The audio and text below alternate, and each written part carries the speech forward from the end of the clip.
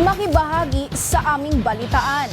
I-like lamang ang aming Facebook page o di kaya i-follow nyo kami sa aming YouTube channel.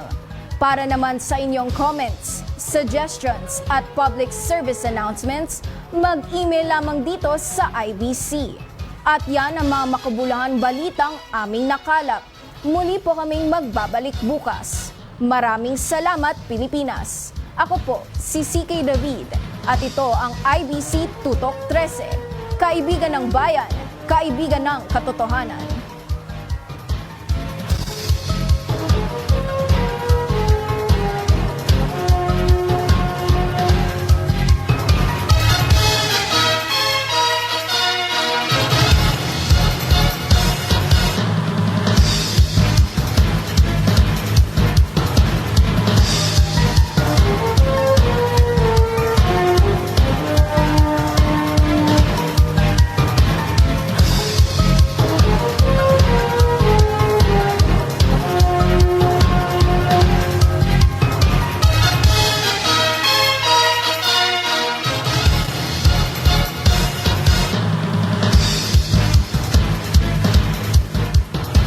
Kamusta ka na?